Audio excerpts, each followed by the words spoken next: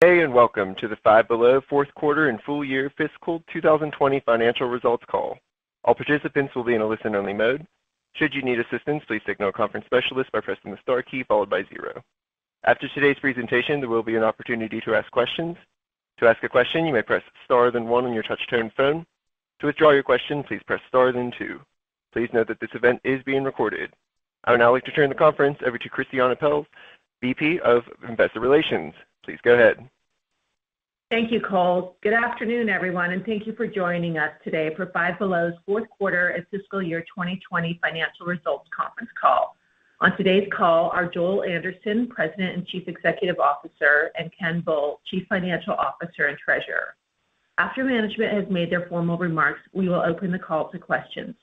I need to remind you that certain comments made during this call may constitute forward-looking statements and are made pursuant to and within the meaning of the Safe Harbor provisions of the Private Securities Litigation Reform Act of 1995 as amended. Such forward-looking statements are subject to both known and unknown risks and uncertainties that could cause actual results to differ materially from such statements. Those risks and uncertainties are described in the press release in Five Below's SEC filings. The forward-looking statements made today are as of the date of this call, and we do not undertake any obligation to update our forward-looking statements. If you do not have a copy of today's press release, you may obtain one by visiting the Investor Relations page of our website at fivebelow.com. I will now turn the call over to Joel.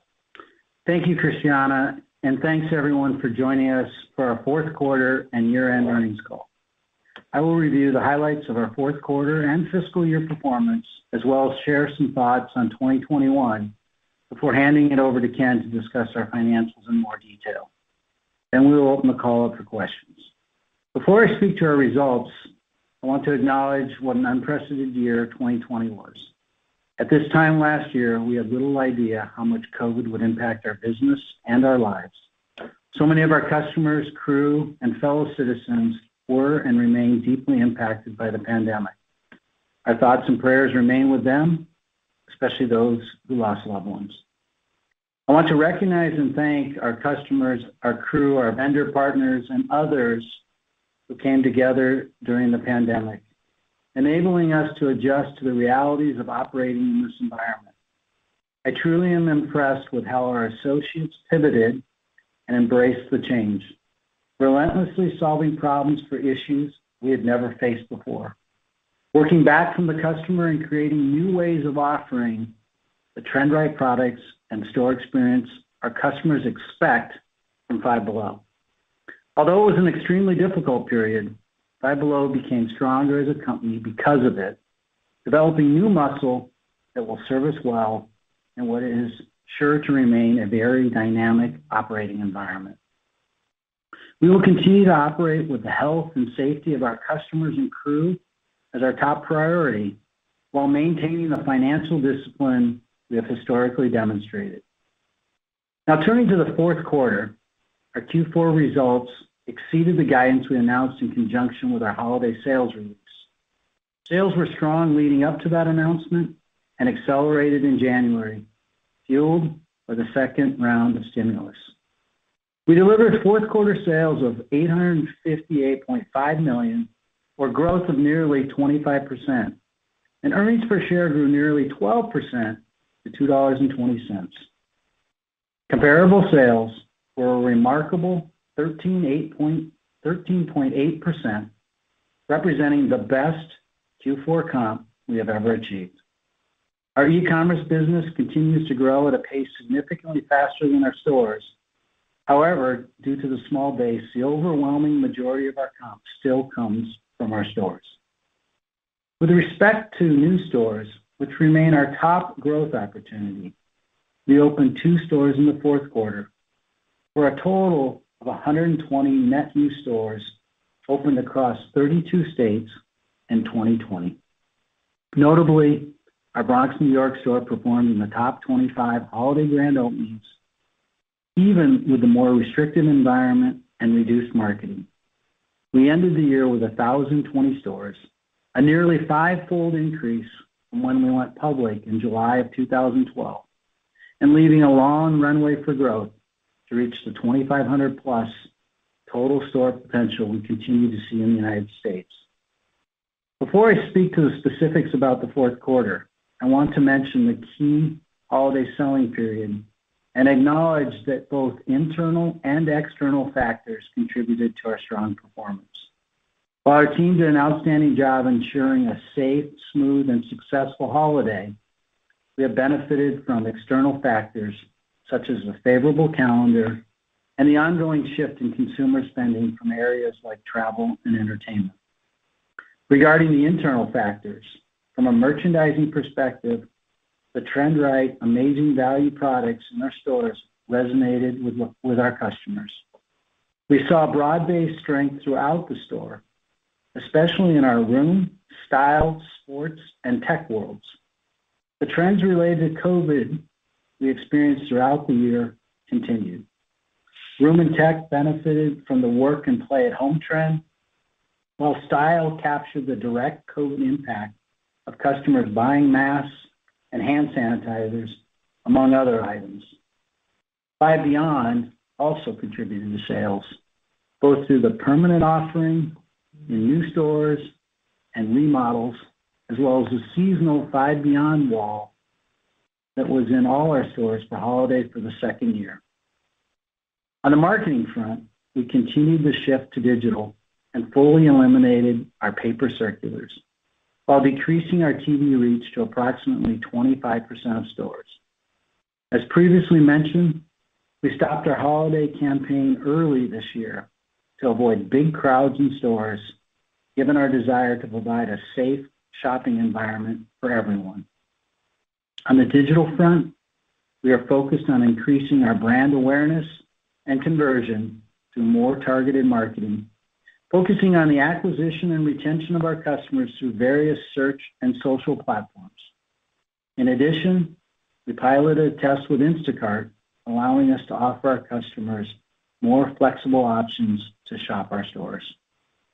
With respect to infrastructure, our distribution center in Conroe, Texas became fully operational and was a big factor in helping to serve our stores in Texas and further west more quickly and efficiently. Without a doubt, the Conroe facility helped us achieve the smoothest holiday we have ever experienced. On the e-commerce front, the addition of our Ohio fulfillment center was vital to serving increased customer demand online. In summary, we are very pleased with our fourth quarter, especially with the overall execution and operations during the holiday, from merchandising to supply chain to our stores and hiring. Now, turning to the year. Sales overall for 2020 were nearly $2 billion, with earnings per share of $2.20. We accomplished so much during 2020 while quickly pivoting to adapt to the new environment and new ways of working. None of this would have been possible without our incredible team, who I am so personally proud of. Their agility, grit, and resilience enabled us to close and safely reopen our entire fleet of existing stores in record pace, as well as complete our new store opening plans and achieve our 1,000 store milestone. We accomplished all of this while making strides against our key strategic priorities, namely product, experience, and supply chain, while continuing to innovate. Let me highlight some of the accomplishments. Number one, we deepened our commitment to gaming with our first exclusive product collaboration with Bugha and opened 3 local host test stores adjacent to our stores. Number two, we innovated our in-store experience with the launch of our new prototype with Five Beyond in the back of the store. We also accelerated the implementation of our crew member assisted self-checkout to now about half of our chain, which was very helpful during the holiday season and made the checkout process more efficient for our customers. Number three, regarding the digital experience, we integrated the Holler.com assets, including the launch of the Five Below app, which improved our e-commerce offering.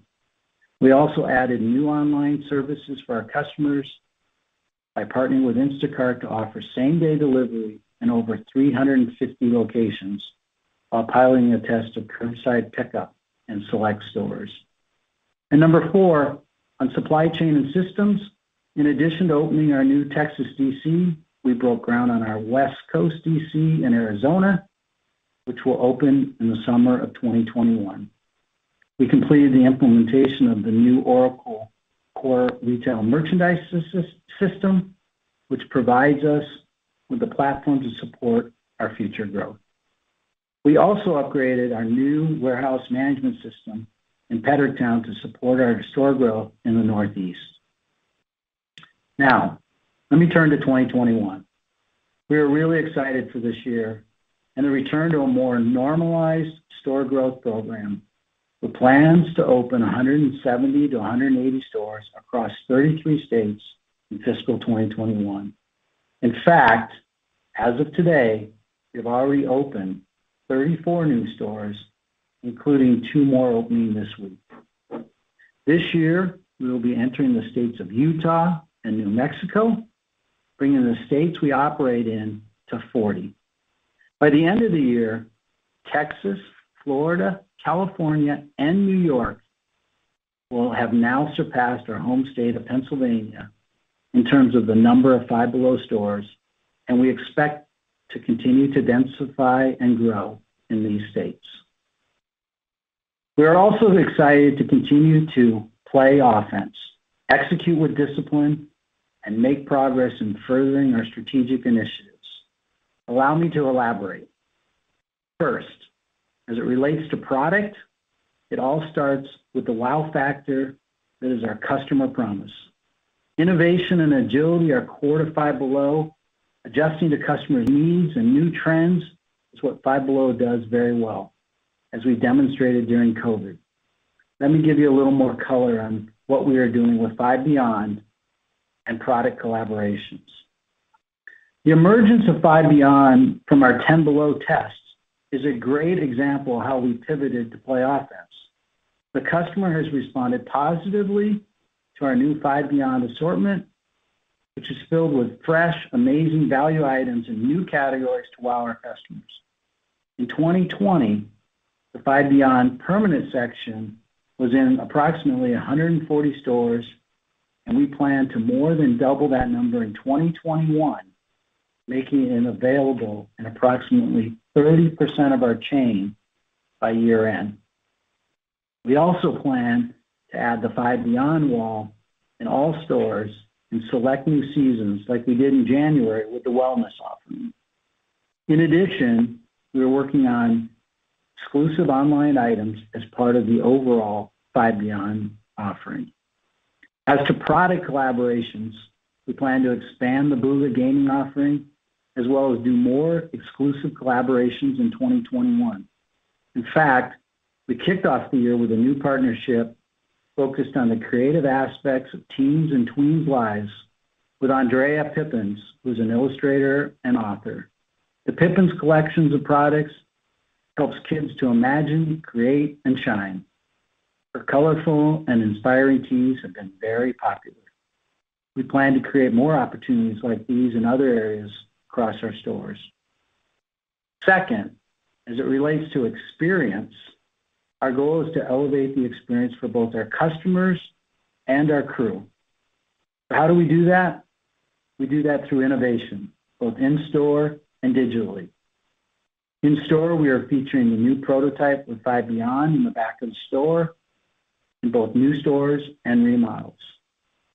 While our local host test was temporarily interrupted by COVID, we will restart this initiative and continue to add more local host locations in 2021.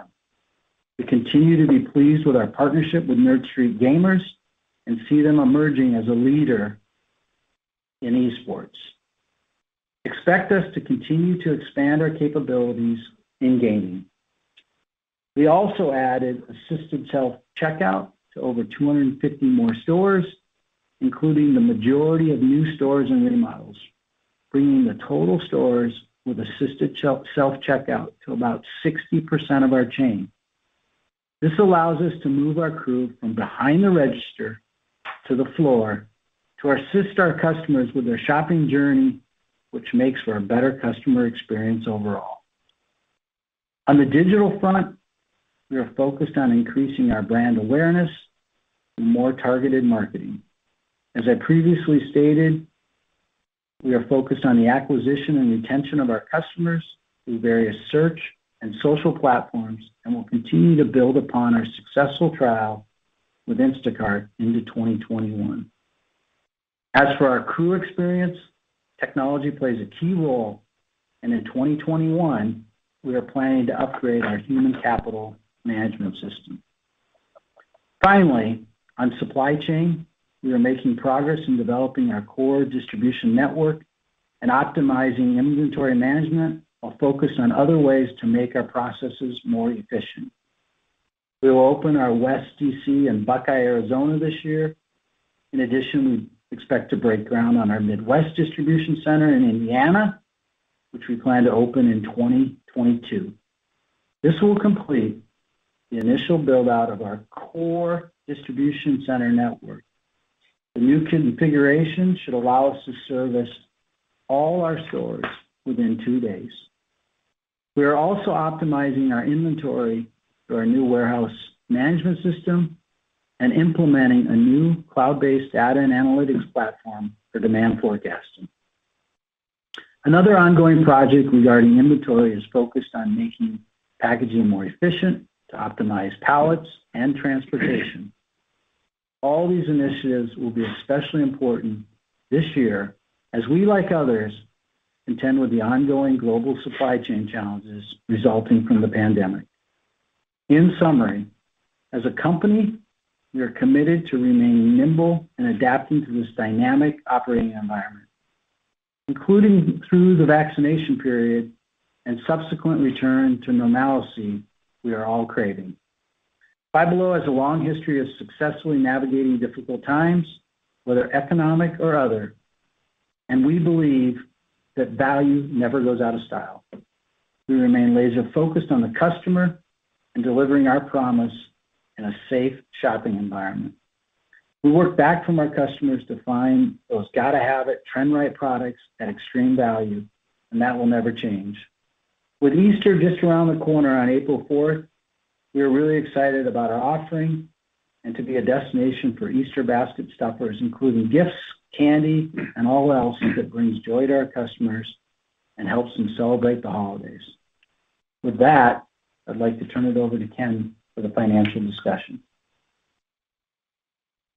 Thanks, Joel, and good afternoon, everyone.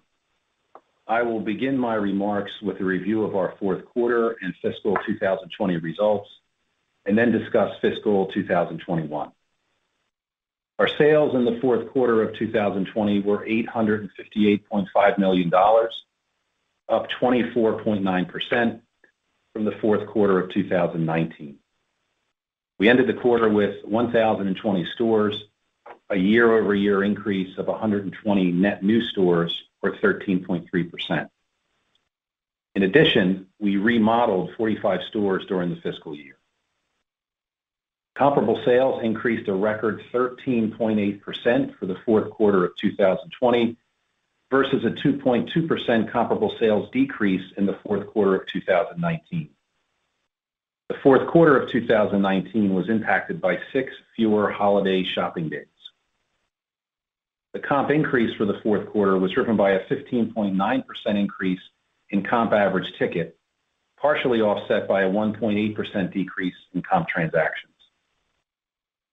Our holiday comparable sales through the first 9 weeks of the quarter increased 10.1%, and sales accelerated in January, driven by the second round of government stimulus. Gross profit increased 17.9% to $340.9 million from $289.1 million reported in the fourth quarter of 2019. Gross margin finished at 39.7%, decreasing approximately 240 basis points from the record 42.1% last year. As expected, the decrease in gross margin was primarily driven by sales mix impacted by customer preferences from pandemic-related items, which was partially offset by leverage in store occupancy costs on the higher sales. SG&A expenses as a percentage of sales for the fourth quarter of 2020 decreased approximately 120 basis points to 20% from 21.1% in the fourth quarter of 2019, largely due to the intentional pullback in marketing, as Joel discussed. In addition, we leveraged fixed costs, while higher incentive compensation compared to last year was a partial offset. Operating income increased 17.7% to $169.6 million. Operating margin decreased approximately 120 basis points to 19.8% of sales from 21% in the fourth quarter of 2019. The effective tax rate for the fourth quarter of 2020 was 26.6%, compared to 23.6% in the fourth quarter of 2019. The increase in the effective tax rate was driven by the outperformance in the fourth quarter, which resulted in year-end adjustments to our previously estimated tax rate. Net income for the fourth quarter increased 12.3% to $123.9 million, or $2.20 per diluted share, from $110.4 million, or $1.97 per diluted share last year. For fiscal 2020, total net sales were $1.96 billion, an increase of 6.2%. Comparable sales decreased 5.5% versus a comparable sales increase of 0.6% in 2019. This comparable sales decrease was driven by a reduction in transactions due primarily to the pandemic-related store closures in the first and second quarters. Gross profit for the full year decreased 3.2% to $652.3 million. Gross margin decreased by approximately 330 basis points to 33.2%, driven primarily by lower merchandise margins and deleverage of occupancy expenses due to the pandemic-driven store closures during the first half of the year. SG&A expenses as a percentage of sales for the year increased approximately 60 basis points to 25.4% from 24.7% in 2019, due primarily to deleverage of fixed costs and corporate expenses due to the store closures, offset in part by a reduction of marketing expenses. Operating income for 2020 of $154.8 million decreased 28.8% over the prior year. Operating margin of 7.9% decreased approximately 390 basis points from last year's operating margin of 11.8%.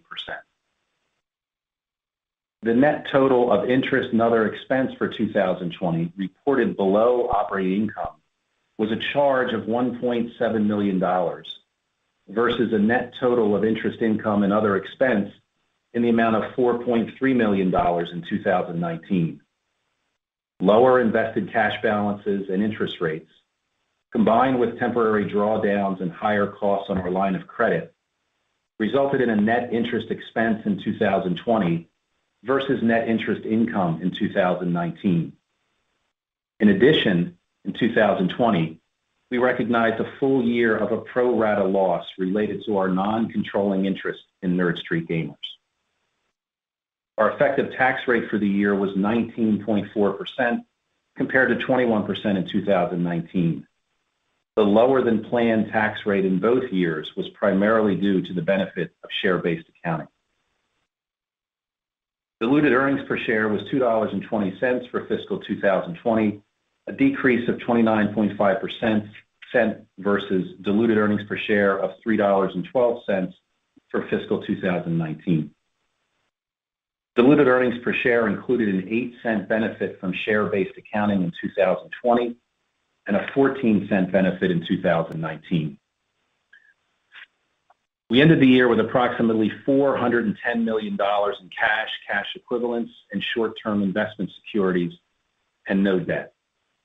We made share repurchases of approximately $13 million, or 137,000 shares during the year. Inventory at the end of the year was $281.3 million, as compared to $324 million at the end of fiscal 2019.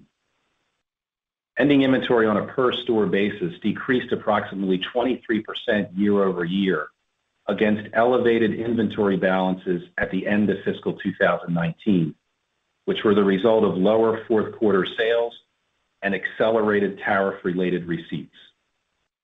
In addition, ending inventory for fiscal 2020 was impacted by higher than expected fourth quarter sell-throughs this year, as well as delayed inventory receipts resulting from global supply chain disruptions due to elevated product demand and congestion at ports. With respect to CapEx, we spent approximately $200 million in gross CapEx in fiscal 2020, excluding tenant allowances. This reflected the cost of opening the new Texas distribution center and payments on the new Arizona distribution center, opening 122 new stores, completing 45 remodels, and investments in systems and infrastructure.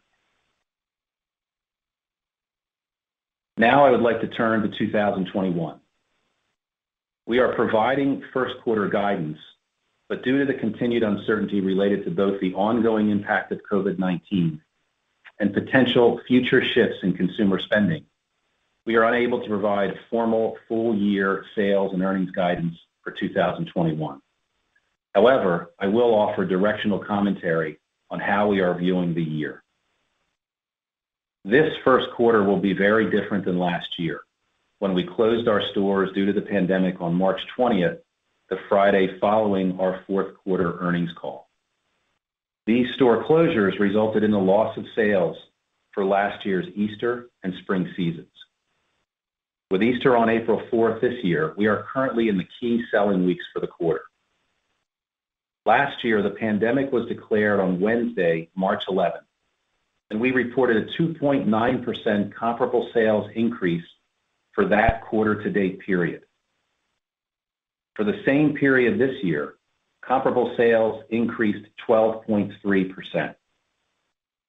Based on our current trajectory and the expected benefit to sales from the third round of government stimulus, we expect first quarter sales to be in a range of $540 to $560 million. We expect to open approximately 60 stores in the first quarter, and as Joel mentioned, we are already over halfway there. Diluted EPS is expected to be in the range of 56 to 68 cents.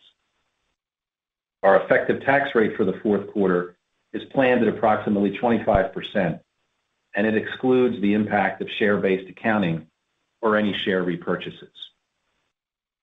As you know, our practice is to update the tax rate outlook quarterly with actual results when we report earnings. For the full fiscal year of 2021, although we are not providing formal sales and EPS guidance, we would like to provide a framework for how we are thinking about the year. We expect it to be a more normalized year from a growth and operating margin perspective. Accordingly, we view fiscal 2019 as a better comparison year for fiscal 2021 than the pandemic-impacted fiscal 2020. In a scenario where sales growth reflects a 2-year compound growth rate in the high teens, we would expect fiscal 2021 operating margin to be relatively flat to fiscal 2019. We expect the second half of fiscal 2021 to be a difficult comparison, as we lapped a very strong second half in 2020 when sales grew 25% and comparable sales were at a record high of 13.5%.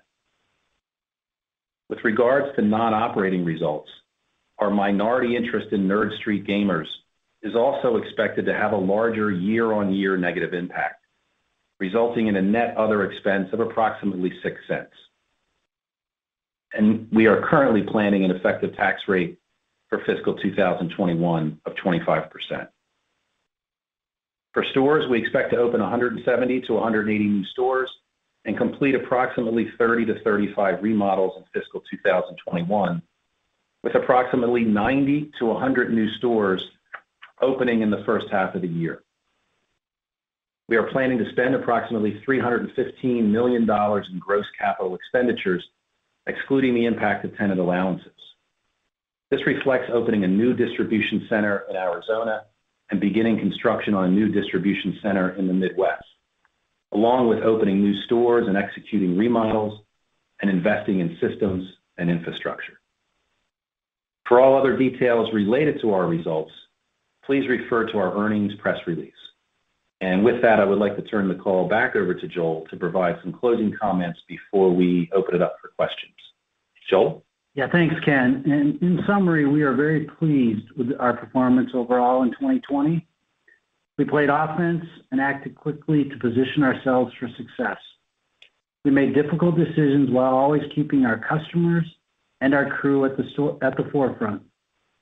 The experience of 2020 has again demonstrated the strength of our proven model with the inherent flexibility of our 8 worlds and our unique merchandising approach. I'm pleased with how well we connected with our customers and communities, including providing for those in need through our Toys for Tots, Alex Lemonade, St. Jude, CHOP Hospital, and other donation programs. All of this has made us an even stronger company, and we enter 2021 with great momentum. We are well positioned for growth and less than halfway to our 2,500 plus store target. We're really excited for 2021 to build on our progress, deliver on our customer promise, and relentlessly raise the bar as we continue to grow our amazing company this year and beyond. And with that, I'd like to turn the call back over to the operator for questions, but must remind you that we had a lot to share with you today, and we really need to stick to one question per analyst. With that, operator? Thank you. And we will now begin the question and answer session. To ask a question, you may press star then 1 on your touch-tone phone. If you're using a speakerphone, please pick up your handset before pressing the keys. To withdraw your question, please press star then 2. Please limit yourself to one question. If you have further questions, you may re-enter the question queue. And at this time, we will pause momentarily to assemble the roster. And our first question today will come from Simeon Gutman with Morgan Stanley. Please go ahead. Hey everyone, it's Simeon Gutman. My question is on incremental margins and I guess EBIT margins broadly. In Q1, I was going to ask around incremental margin. It's hard to do the year-over-year comparison, but it looks like the implied EBIT margin is in the 8 to 8.5% range, which is considerably better than the 7 from Q1, I think, of 2019. Can you tell us, because we can't really see what the incremental is there anything in the 8 to 8.5 implied that's being conservative, if there's anything that's holding you back in the first quarter in terms of flow through? And then bigger picture, is there anything that you see changing the comp leverage point of the business broadly? This is really beyond 21 or maybe even the back half of 21. Because I think you've told us 3% in the past, so curious how that algorithm may change going forward. Yeah, thanks, Simeon. I'll answer the second part of your question first around, our leverage points as we move forward. As you mentioned, it is going to be an unusual year, anniversary in 2020. But our impression and our what we see here from a leverage point going forward, we had said before at about a 3% comp, X any meaningful investment for a year, we should start to see leverage on the business. So that I think that still continues to be, what we see, and that holds true. Relative to the first quarter, again, as you mentioned, it's very difficult to make a comparison. Really hard to make a comparison up against Q1 20 given the store closures, but I think you mentioned Q1 2019. And what we're seeing, at least right now, versus Q1 19, you would have, for the most part, probably gross margins are relatively flat, and we'd see some meaningful lift and leverage over Q1 2019 on SG&A. And that would really be the driver. You would call it out your estimate of leverage like 2019, and the majority of that, overwhelming majority of that would be coming in SG&A. Thanks, Simeon. Thanks, Simeon. Yeah. And our next question will come from Chuck Grom with Gordon Haskett. Please go ahead. Hey guys, happy St. Patrick's Day.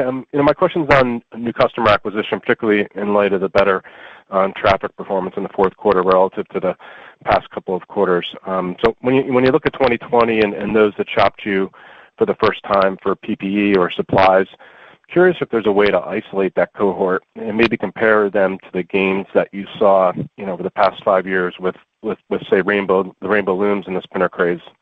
Thanks.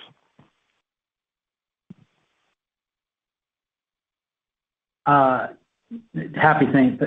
Patty's to you too, Chuck. I got my green on here. I'm looking at Ken, and I think it's a great question you asked. I think of any years, it's probably the one year you can't really isolate it because, unlike when there's other trends going on, it's pretty easy to isolate because it's really the only thing going on.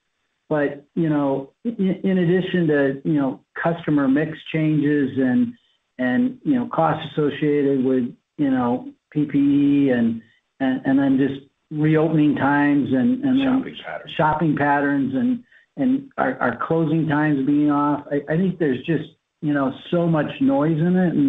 And I think that's why, rather than, specific guidance on the year, we focus so much on making sure that the message got back to you that, we really feel like we're back to, normal operating margins and 2019 certainly a much more normalized year, but it's really hard to specifically isolate what you're asking for, Chuck, and I hope that helps you get a little clarity around it.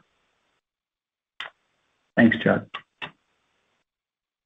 And our next question will come from Matthew Boss with JP Morgan. Please go ahead. Thanks, and congrats on another great quarter, guys. So, Joel, as we think about the best back half comps, I think for the company in basically a decade, what do you attribute company specific to the recent inflection in performance? And then as we exit the pandemic, I guess how would you rank opportunities as we think about accelerating market share on the other side? It goes back, I think, the last couple quarters. You've talked about taking a more offensive approach. What maybe just elaborate on different opportunities you see to do that.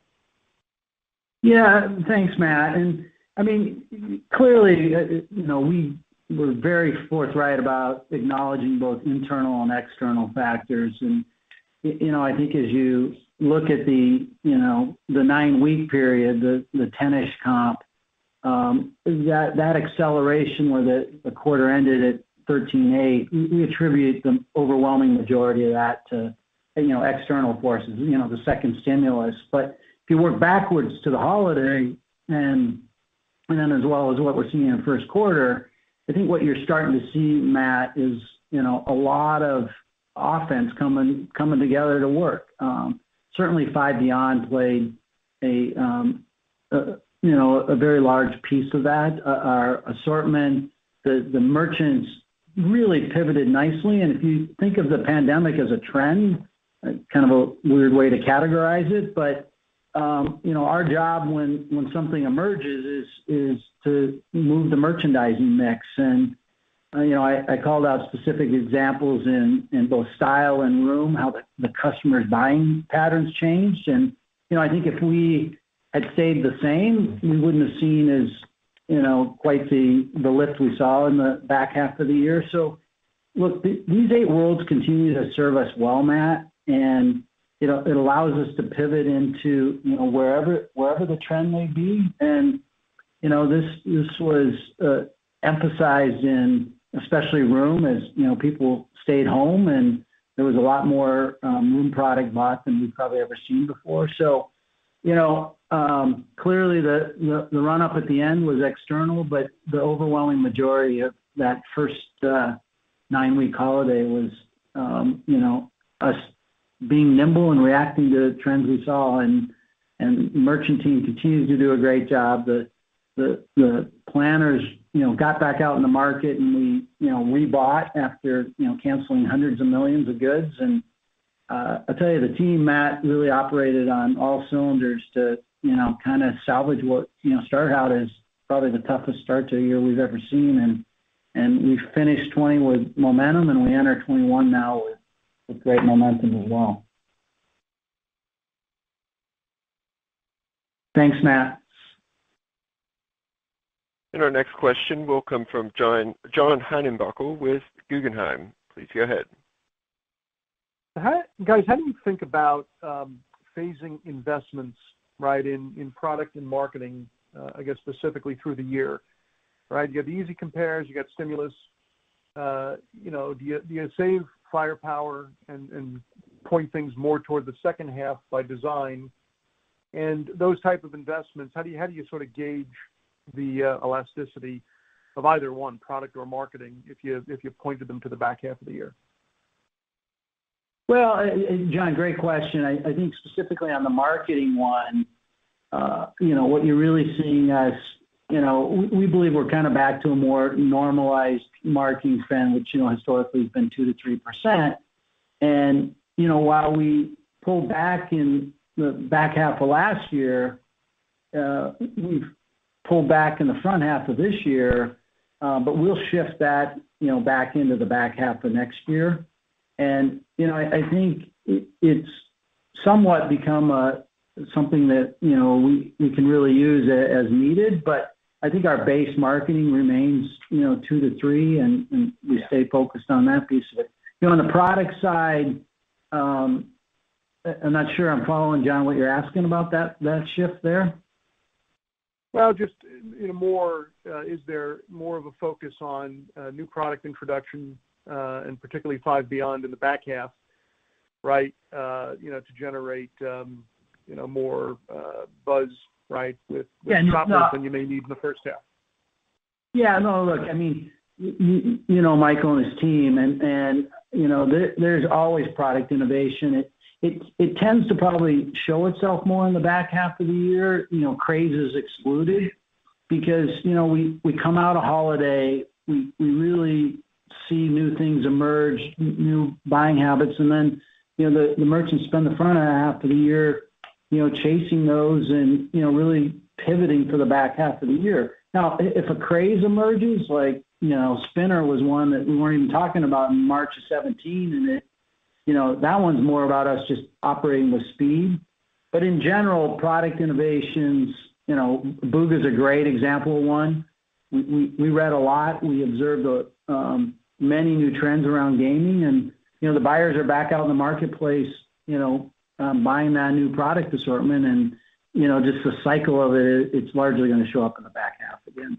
And I think that continues to kind of be the flywheel we see with product innovations in general. Thanks, John.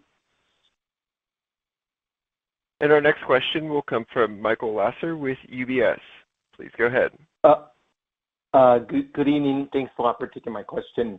Can you break down the ticket growth you saw in 4Q between UPT and AUR and what drove those pieces? And given those dynamics and the likelihood that retail traffic will likely improve over the course of the year, should we think about Five Below now having a structurally higher comp than the 3.3% it averaged from 2015 to 2019? Yeah, thanks, Michael. Just on your ticket component question, I think I mentioned the increase we saw in Q4 was just over 15%. When you dive a little bit deeper into that, it really is really from both UPTs and the average unit retail increases. And then the second part of your question, I didn't quite understand around a historical. The second piece is, should we think about Five Below having a structurally higher level of same-store sales growth moving forward? Because clearly you figured out how to drive ticket growth, and as traffic returns, you'll be able to retain this growth in ticket, and that will lead to a structurally higher level of same-store sales growth moving forward than Five Below has achieved in the past. Yeah, I think the from a longer term perspective, and that's a difficult question to answer at this point. I think just going out into this year, I think the one thing just to recall, and I think Joel and I both mentioned it in the in our comments, just a significant challenge we're going to have in the back half of the year up against the record performance that we had last year. But again, as we look further out, we would expect a more kind of normalized part of the business. Where that comes from, it could be a combination of both, right? Transactions and ticket. I mean, that's just something we'll have to see. But it's hard to really peg anything much longer and further out. Yeah, I think, Michael, what you're getting at is a great question, and I think you just got to give us a little time and some more normal times to kind of see what that long-range impact on, things like Five Beyond are, where we can, now change that growth trajectory. But we've got to get through this ambiguous period, of consumer shifts back to services, and so some of that might just play a bigger play until we get beyond it. But what you're alluding to is exactly how we're thinking about the business, and I think that I call it play offense.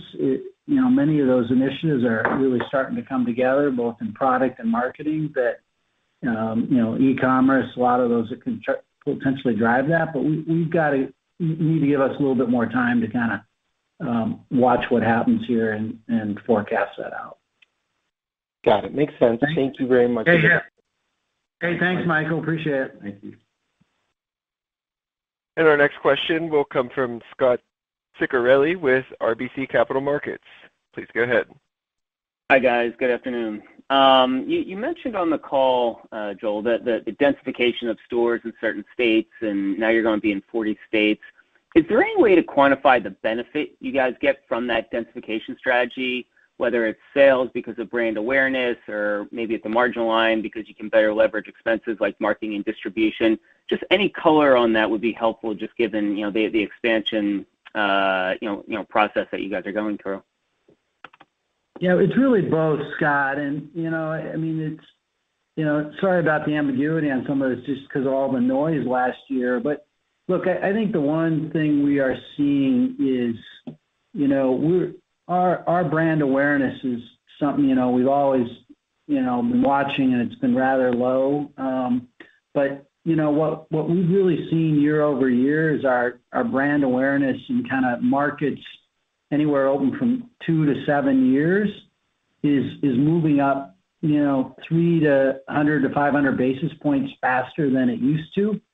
And so while I can't specifically due to all the noise last year tell you it's because of densification, we internally believe that, and we've shared with you cannibalization's closer to 100 bips a year, and we're not afraid of that, and because I think the payoffs around awareness and picking up market share far outweigh slight cannibalization from individual stores. But directionally, it's really impacting both, and we're seeing it show up in brand awareness.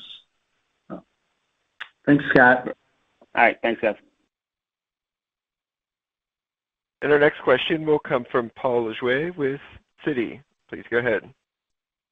Hey, thanks, guys. Curious if you could talk about anything noteworthy on the inflation front. If so, if you are seeing some inflation, which parts of the assortment, and just what's the plan of attack? Thanks.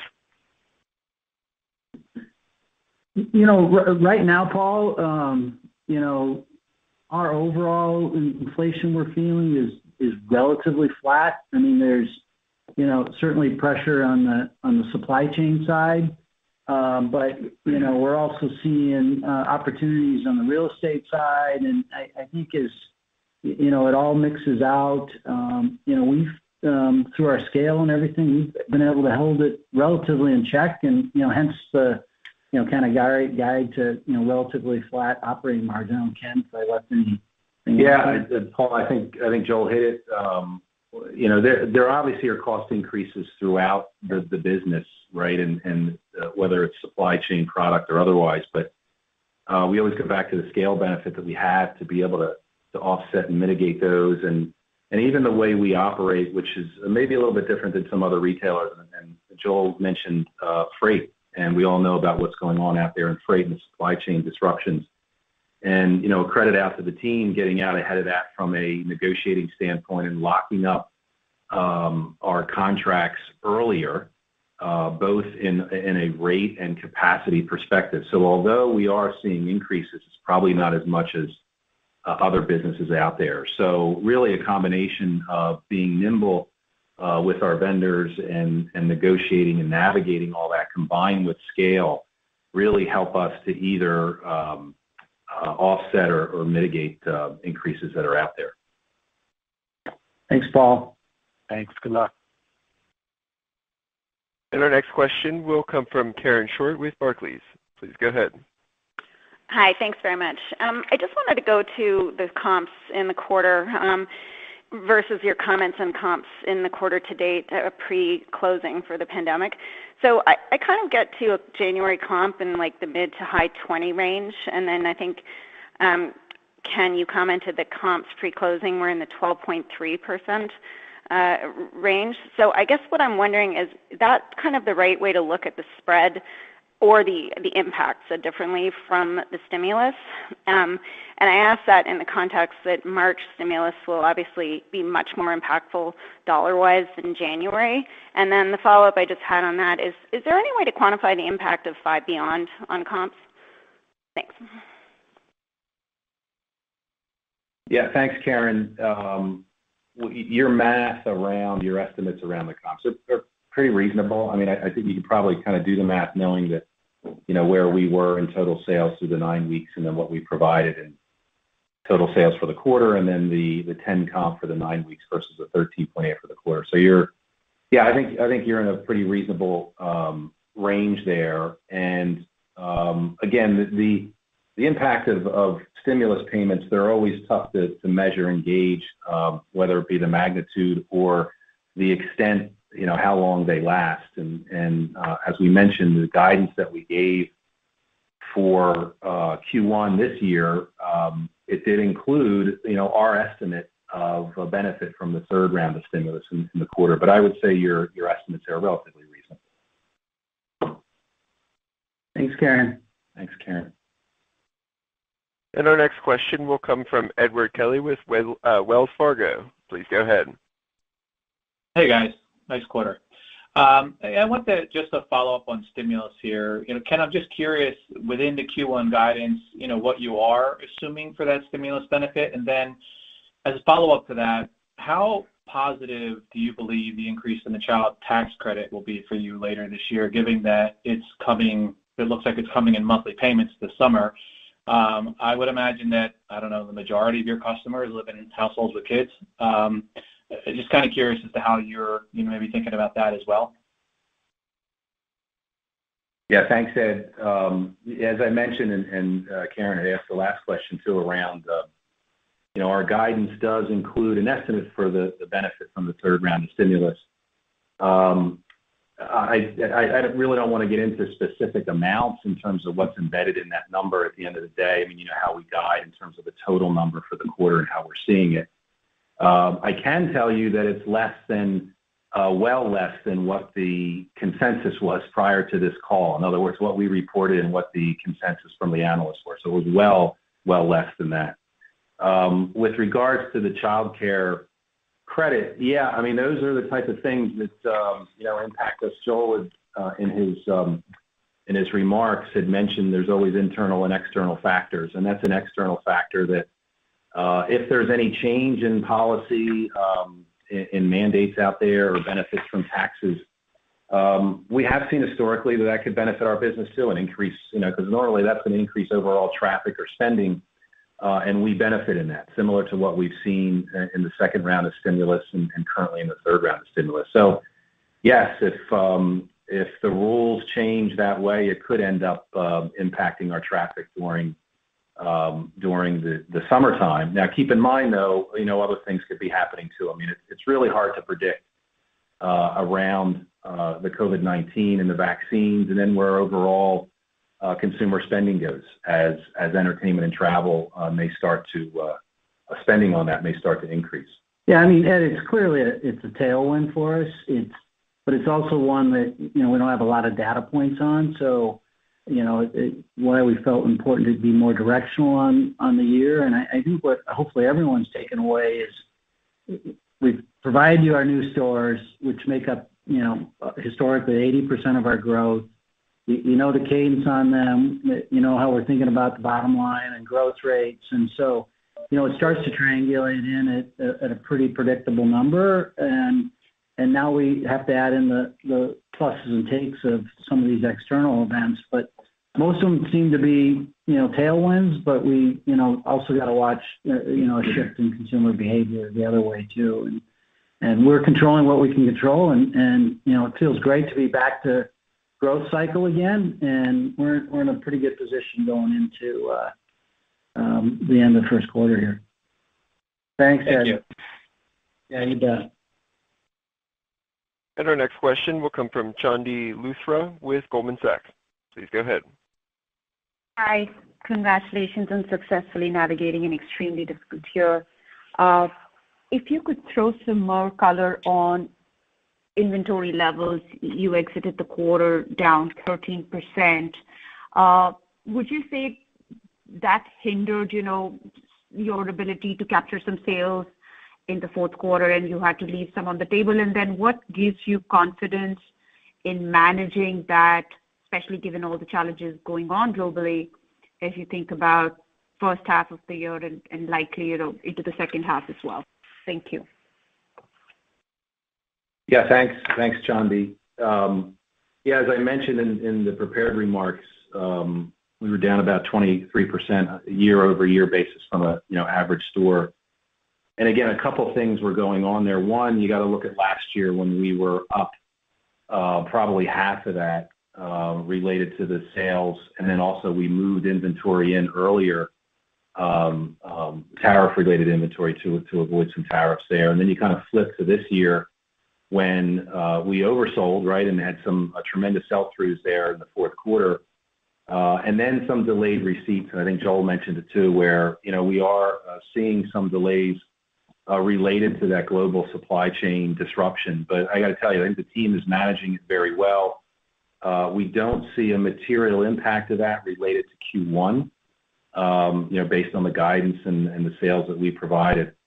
I guess more to come on that as we move through the year. But right now we feel like we're in a pretty good position with that, and again navigating that pretty well with our vendors and then also with the throughout the supply chain. Thank you. Thanks, Chandni. Thanks, Chandni. And our next question will come from Lorraine Hutchinson with Bank of America. Please go ahead. Thanks. Good afternoon. I wanted to follow up on some of the comments you made on Five Beyond, adding more frequent seasonal walls. Can you just talk a little bit about the strategy and if there's a chance that we will see those as permanent fixtures throughout the fleet at some point this year? Yeah, great question. And let me just refresh everybody on where we're at with Five Beyond, right? Because there's actually two components at this point in time. There's the Five Beyond prototype, and then there's what we affectionately call the Wow Wall that's in the rest of the chain. And so our go-forward prototype for the class of 21 will, for the most part, all new stores and remodels will now incorporate Five Beyond in the back of the store. And then the Wow Wall will be used at seasonal times throughout the rest of the chain. I think it's less about it being in the rest of the chain all year round, and it's more about us continuing to convert and shift more and more stores to the Five Beyond prototype. We're obviously pretty pleased with it. We like where it's going. But look, I also am very respectful of who our customer is, what our brand stands for. And I want to walk really carefully with not violating that agreement we have with the customer, namely Five Below. And so I think the feedback we've gotten from them is they love Five Beyond, they love the value, the wow factor, keep delivering that, but also keep it separate and segregated. And so we think we found a nice, happy way to do that with seasonal in and out wow presentations, and yet moving ahead very quickly. I mean, 30% of our chain will now have the Five Beyond prototype by the end of the year. And so that's the nice balance with it. Look, we'll watch it. Could it change over time? Maybe, but I think we're on a pretty good path right now of moving towards this new prototype and then dropping in some wow from time to time in the fleet. Ken, anything I missed there? No, I think you hit it. Good. Thank you. Lorraine. You bet. And our next question will come from Anthony Chukumba with Loop Capital. Please go ahead. Let me add my congratulations as well on a strong finish to the year. So my question, you talked about the fact that you fully eliminated your paper circulars and you pulled back your marketing 25% of your stores. I mean, obviously, this is sort of a extraordinary year. But I guess, what are your thoughts as you think about marketing going forward? I mean, I'm assuming you're probably not really going to do paper circulars anymore. But I guess how do you think about about your TV ads going forward, given the fact you just did your best comp in company history, when you did pull your TV advertising back? Thank you. Yeah. Hey, thanks on the support there, Anthony. And look, we were already on the journey to reduce our dependence on paper, and clearly the pandemic allowed us to accelerate that. We're not going back. We're pretty pleased where we're at. But I think what we also learned is, whereas we were heading down a pretty strong path of, national TV, the consumer behavior shifted a lot, and we had, much more success with, some of our more targeted digital. And so I think as we sit here today, pending consumer shift again, that'll be the path we'll go down.